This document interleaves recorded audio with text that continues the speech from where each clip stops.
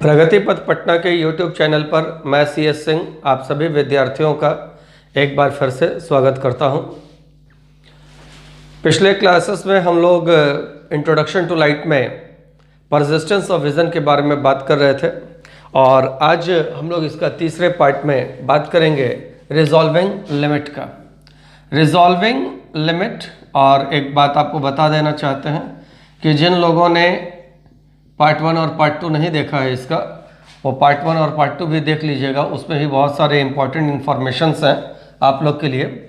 और आज हम लोग इस पार्ट में बात करेंगे रिजॉल्विंग लिमिट, या इसको हम लोग कहते हैं लिमिट ऑफ रिजॉल्यूशन, और इसको हिंदी में हम लोग कहते हैं विभेदन सीमा। विभेदन सीमा। अब ये विभेदन सीमा क्या है? जैसे मान लीजिए कि ये दो मार्कर है, तो ये दो मार्कर अभी आपको बिल्कुल अलग अलग पता चल रहा है कि ये एक मार्कर है, ये दूसरा मार्कर है। जैसे जैसे इस मार्कर से आपकी दूरी बढ़ते जाएगी तो कुछ समय के बाद आप इस दोनों मार्कर को अलग अलग नहीं पहचान पाइएगा और आपको लगेगा कि ये दोनों मार्कर जो है वह एक ही मार्कर है। यहाँ पर केवल कोई एक स्टिक रखा हुआ है या केवल कोई एक मार्कर रखा हुआ है। तो दो वस्तु को अलग अलग पहचानने की मानव नेत्र की क्षमता उसकी विभेदन सीमा यानी रिजॉल्विंग लिमिट कहलाता है। मानव नेत्र के लिए विभेदन सीमा का मान याद रखिएगा, मानव नेत्र के लिए विभेदन सीमा का मान 1 मिनट होता है। 1 मिनट होता है। आप जानते हैं कि 1 डिग्री में 60 मिनट होता है, तो मानव नेत्र के लिए विभेदन सीमा का मान 1 मिनट होता है। याद रखिएगा, ये बहुत इंपॉर्टेंट पॉइंट है। यानी दो वस्तु आपको अलग अलग तब दिखाई देगा जब इन दोनों वस्तुओं के द्वारा आपके आंख पर बनने वाले एंगल का मान या तो 1 मिनट होगा और नहीं तो फिर 1 मिनट से ज़्यादा होगा। यदि ये दोनों वस्तुएं आपके नेत्र पर जो एंगल बना रही हैं वह 1 मिनट से कम है, तो उस स्थिति में आप इन दोनों वस्तुओं को अलग अलग नहीं पहचान पाइएगा। आपको लगेगा कि ये दोनों वस्तु अलग अलग नहीं है, ये एक ही है। एग्जाम्पल से समझिए, मान लीजिए कि आप हाईवे पर जा रहे हैं, दूर से कोई गाड़ी आ रही है, रात का समय है, उसके हेडलाइट जल रहे हैं। तो जब आप उस गाड़ी से बहुत ज़्यादा दूरी पर होते हैं तो वहाँ पर आपको ये दो लाइट अलग अलग नहीं पता चलता, आपको पता चलता है एक ही लाइट है।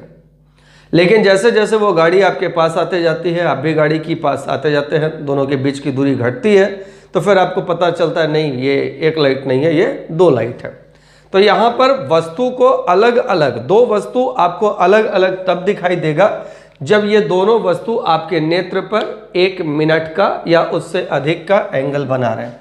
इसको ऐसे आप समझिए, ये मान लीजिए आपका आई है, यहाँ पर एक वस्तु है, सपोज कर लीजिए O1, यहाँ पर एक दूसरा वस्तु है O2, और ये आपके नेत्र पर जो एंगल बना रहा है, मान लेते हैं ये दोनों वस्तु के बीच का दूरी कुछ है, सपोज कर लीजिए ये दूरी है x और ये एंगल है मान लीजिए थीटा।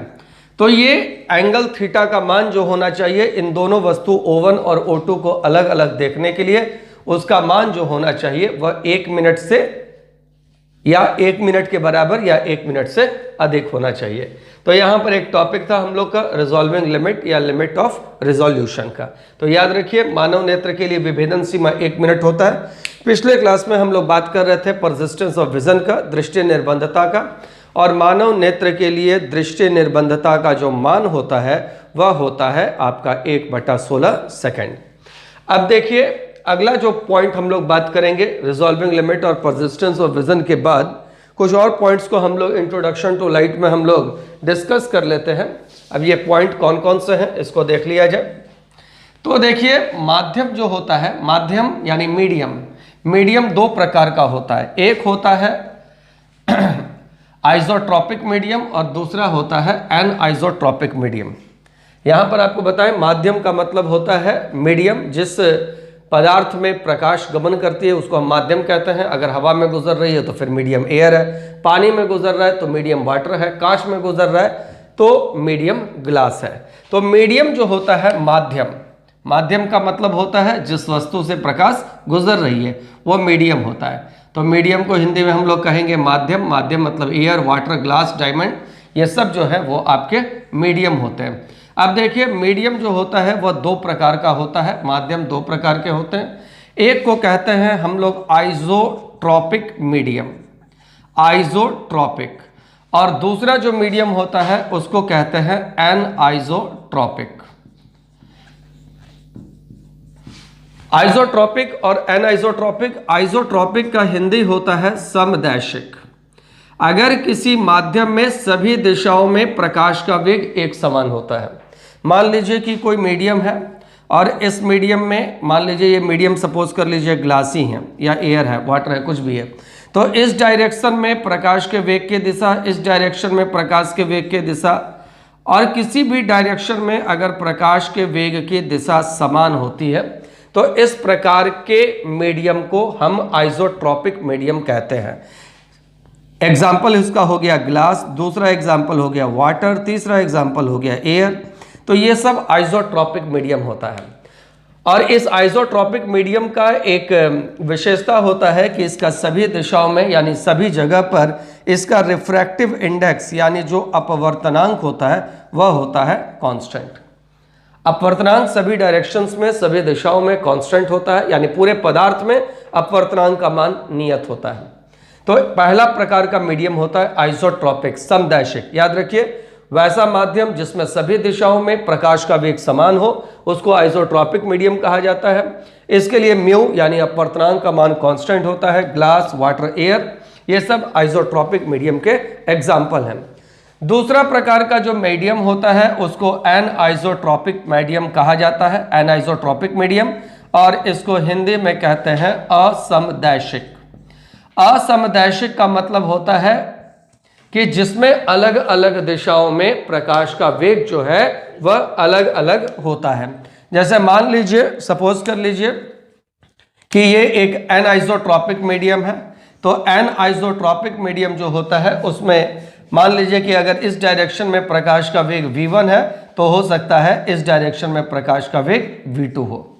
तो अगर एक माध्यम में, अगर किसी माध्यम में अलग अलग दिशाओं में प्रकाश का वेग अलग अलग हो तो फिर इसे एनआइसोट्रॉपिक मीडियम यानी असमदैशिक माध्यम कहा जाता है।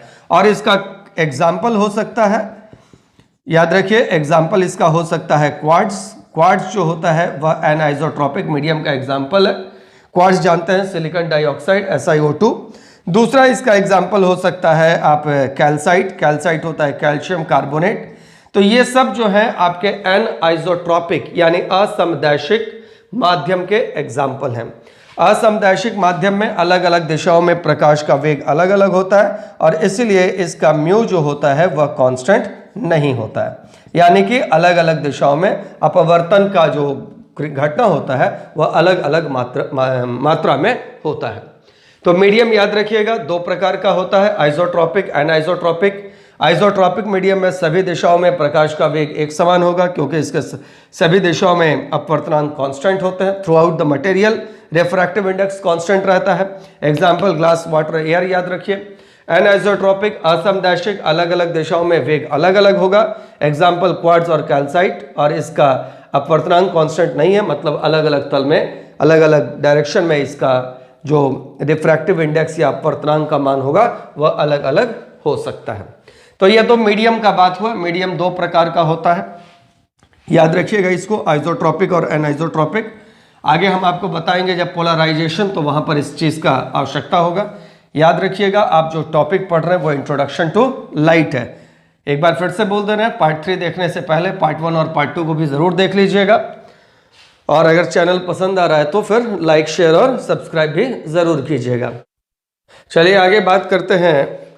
जो भी वस्तु प्रकाश उत्पन्न करती है उसको हम लोग ल्यूमिनस ऑब्जेक्ट कहते हैं। ल्यूमिनस यानी ल्यूमिनस ऑब्जेक्ट उस ऑब्जेक्ट को कहा जाएगा जो प्रकाश उत्पन्न करती है, जैसे सूर्य हो गया या बल्ब हो गया, ट्यूबलाइट हो गया, इसको हम ल्यूमिनस ऑब्जेक्ट कहते हैं।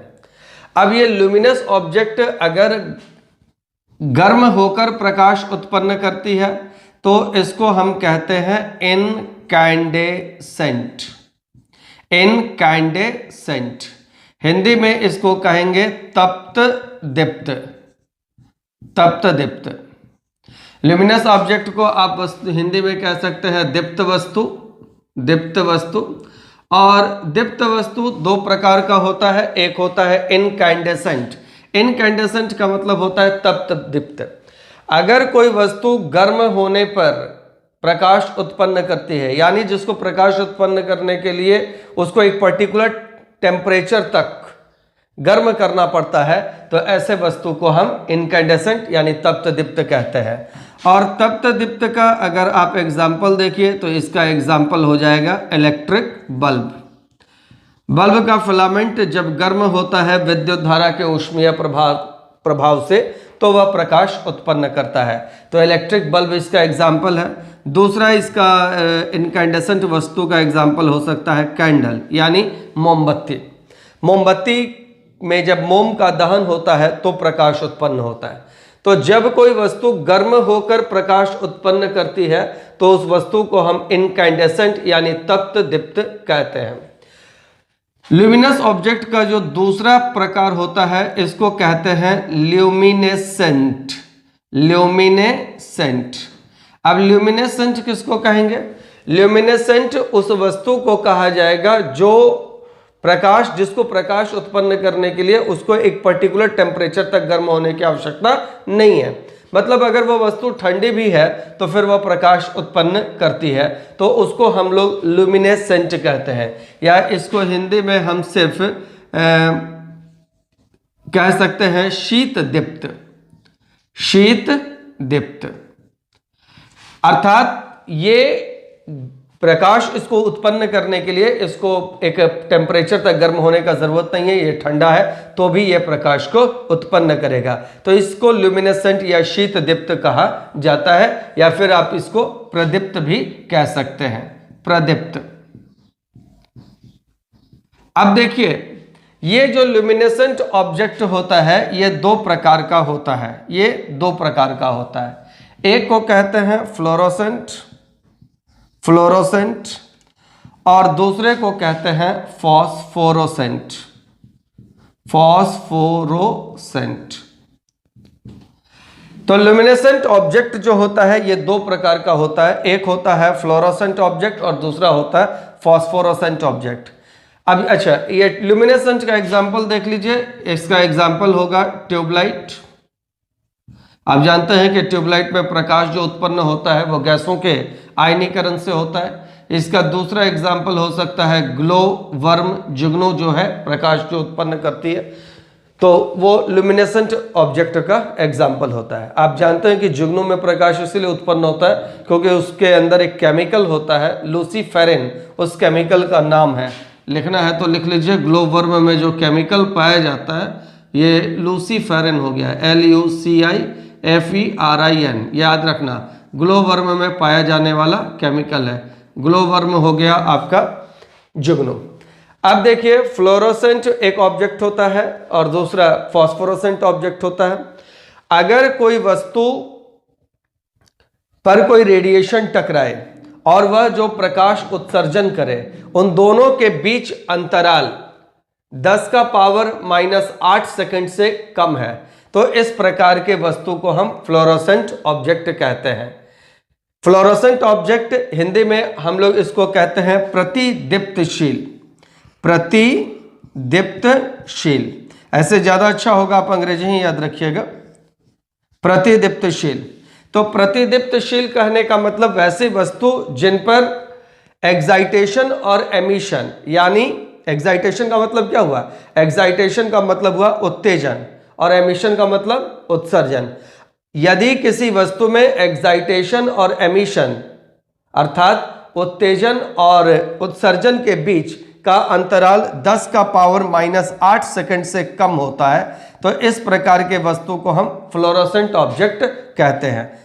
याद रखिएगा, ऐसे लिख लेते हैं यहां पर, फ्लोरोसेंट किसको कहेंगे? इस प्रकार के वस्तु में, इस प्रकार के वस्तु में उत्तेजना या उत्तेजन तथा उत्सर्जन के बीच का समय अंतराल 10 का पावर -8 सेकंड से कम होता है। 10 का पावर -8 सेकंड से कम होता है। मतलब ये वस्तु पर जैसे ही कोई एक्साइटेशन होगा, जैसे ही कोई किरण इस पर टकराएगी और यह प्रकाश तुरंत ही उत्सर्जित कर देगा। एक्साइटेशन और एमिशन के बीच का जो टाइम होगा वह 10 का पावर -8 सेकंड से कम होगा। तो इस प्रकार के वस्तु को हम फ्लोरोसेंट कहते हैं। इस फ्लोरोसेंट वस्तु का एग्जाम्पल हो जाएगा ट्यूबलाइट। ट्यूबलाइट में क्या होता है कि आप जानते हैं कि अंदर में मरकरी और आर्गन गैस भरा रहता है और आयनीकरण जब इनका होता है तो पराबैंगनी किरणें उत्पन्न होती हैं। ये पराबैंगनी किरणें ट्यूब के कांच के दीवारों पर एक लेप रहता है प्रतिदीप्तशील पदार्थ का, और जैसे ही अल्ट्रावायलेट किरण इस लेप पर टकराता है, ऐसा समझिए जैसे ये आपका सपोज कर लीजिए ट्यूबलाइट का ट्यूब है और अंदर में यहां पर लेप रहता है और ये लेप रहता है आपका प्रतिदीप्तशील पदार्थ का। प्रतिदीप्तशील पदार्थ जैसे मैग्नीशियम टंगस्टेट हो गया, जिंक बेरिलियम सिलिकेट हो गया, ये सब का अंदर में गैस रहता है। ये आपका टंगस्टन का फिलामेंट। अब जब ये अंदर में गैसों का आयनीकरण होता है तो यहां पर पराबैंगनी प्रकाश उत्पन्न होती है और ये पराबैंगनी प्रकाश जब इस लेप पर टकराती है तो ये हुआ प्रोसेस एक्साइटेशन, इसको कहेंगे उत्तेजन। पराबैंगनी प्रकाश जब इस लेप पर टकराया तो इसको कहेंगे एक्साइटेशन यानी उत्तेजन। और उत्तेजना के फलस्वरूप ये क्या करेगा कि इस लेप, ये जो लेप है, ये लेप इस पराबैंगनी प्रकाश को अवशोषित करेगा और दृश्य प्रकाश का उत्सर्जन करेगा। हाई एनर्जी का, अत्यधिक ऊर्जा का पराबैंगनी प्रकाश को अवशोषित करता है और निम्न ऊर्जा का दृश्य प्रकाश को उत्सर्जित करता है। यहां पर यह दृश्य प्रकाश का उत्सर्जन करेगा। तो यहां पर पराबैंगनी किरणों के टकराने और दृश्य प्रकाश के उत्सर्जन के बीच का अगर समय अंतराल 10 का पावर -8 सेकंड से कम है तो इसको कहेंगे फ्लोरोसेंट ऑब्जेक्ट, इसको कहेंगे प्रतिदीप्तशील पदार्थ। और इसका एग्जाम्पल जो है प्रतिदीप्तशील प्रकाश उत्पन्न करने वाले वस्तु का एग्जाम्पल हो गया आपका ट्यूबलाइट और एलईडी। तो इस प्रकार के वस्तु में क्या होगा, जब तक एक्साइटेशन होगा तभी तक एमिशन होगा, जब तक उत्तेजना होगी तभी तक उत्सर्जन होगा। तो इसको कहा जाता है फ्लोरोसेंट। दूसरा प्रकार का होता है फॉस्फोरोसेंट, इसको हिंदी में हम लोग कहते हैं स्फुरदीप्त। स्फुरदीप्त इसमें क्या होता है कि इस प्रकार के वस्तु में उत्तेजन तथा उत्सर्जन के बीच का समय अंतराल 10 का पावर -8 सेकंड से अधिक होता है। अब ये पूरा पॉइंट आप यहां पर लिख लीजिएगा कि इस प्रकार के वस्तु में उत्तेजन तथा उत्सर्जन के बीच का समय अंतराल 10 का पावर -8 सेकंड से अधिक होता है। अब इतना हम दोबारा नहीं लिख रहे हैं, 10 का पावर -8 सेकंड से अधिक होता है। इसका मतलब क्या हुआ कि एक्साइटेशन जब इस पर बंद हो जाता है उसके बाद भी कुछ समय तक यह प्रकाश का उत्सर्जन करते रहता है। जैसे मान लीजिए कि कोई वस्तु है फॉस्फोरेसेंट, अगर वो वस्तु है तो इस पर जो रेडिएशन टकराया ये एक्साइट करेगा, इसको उत्तेजित करेगा और उसके यहां से इसके बाद ये वस्तु जो प्रकाश उत्पन्न करेगी वह होगा एमिटेड लाइट, यानी ये उत्सर्जित करेगा। तो ये क्या हुआ, एक्साइटेशन, और ये क्या हुआ, एमिशन। अब यहां पर रेडिएशन का आना वस्तु पर एक्साइटेशन हुआ और वस्तु के द्वारा रेडिएशन निकालना एमिशन हुआ।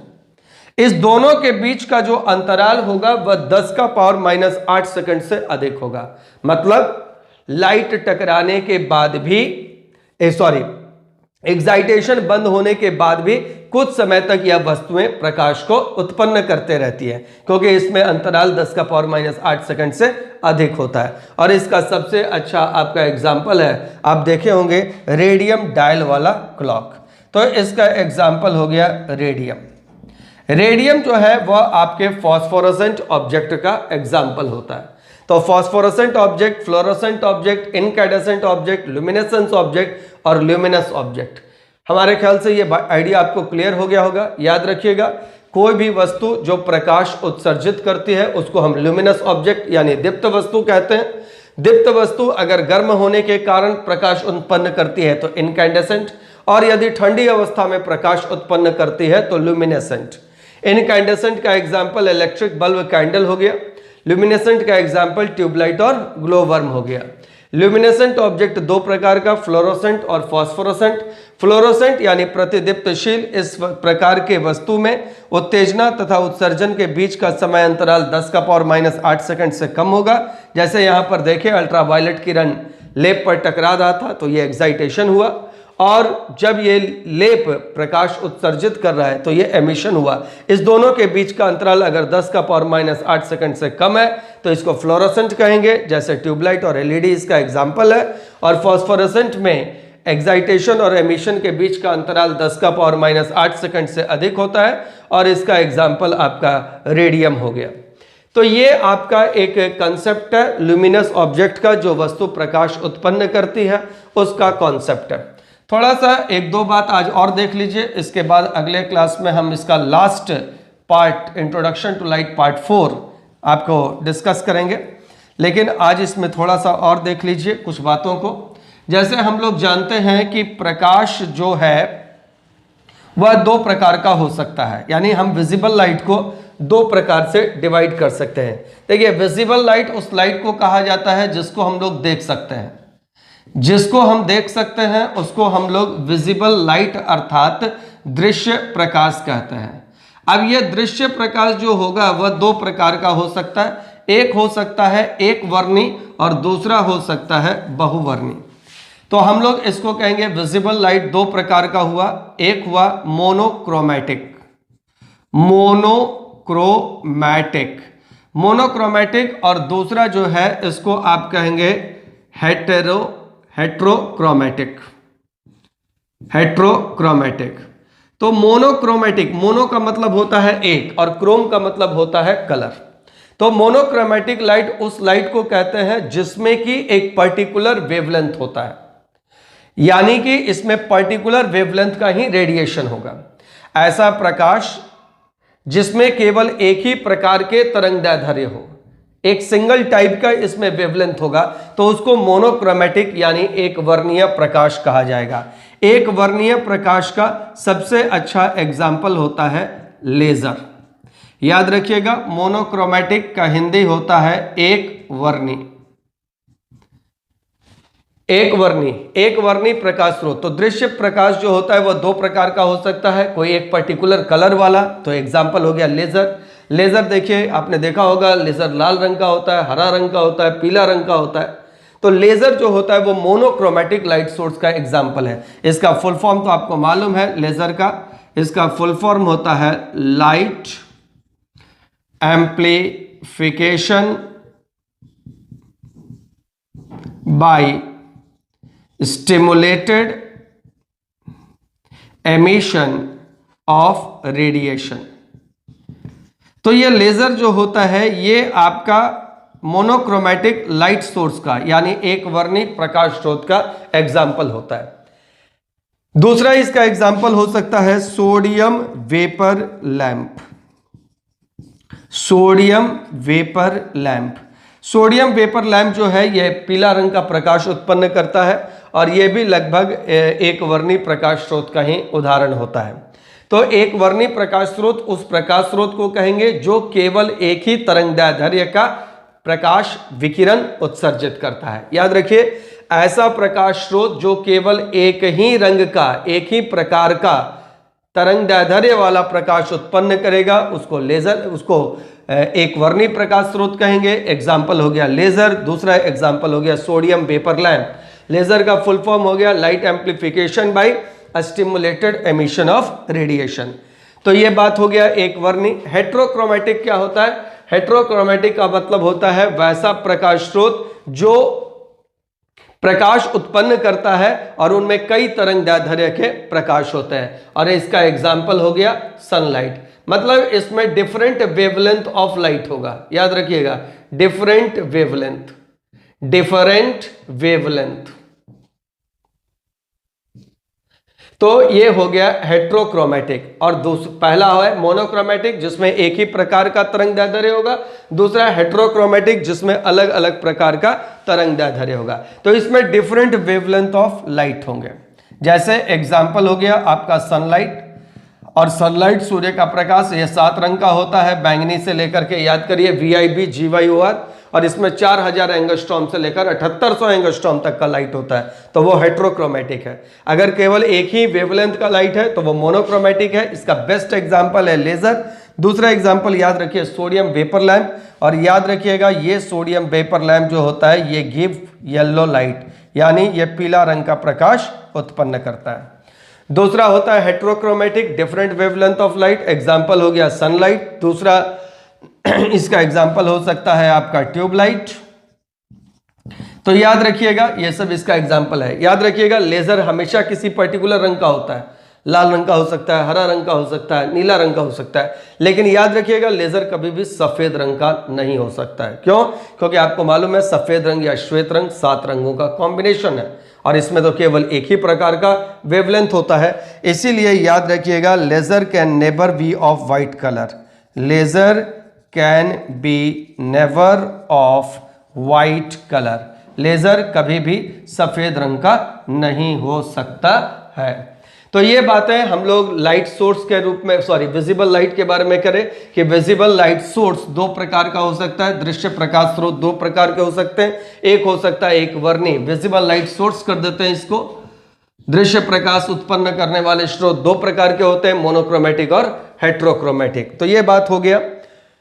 देखिए बार बार आपको कहते हैं कि जब भी आप पढ़िए तो कॉपी और कलम लेकर के पढ़िए, ठीक है। और जो भी आपको इंपॉर्टेंट पॉइंट्स नजर आ रहा हो, जो भी आपको समझ में आ रहा है कि ये बहुत इंपॉर्टेंट है, एग्जाम में इस प्रकार का क्वेश्चन पूछा जाता है, तो फिर आप उस पॉइंट को नोट डाउन कर लीजिए। और अगर आपको हम लोग का ये चैनल पसंद आ रहा है तो इसका लाइक भी करें, शेयर करें और सब्सक्राइब भी करें।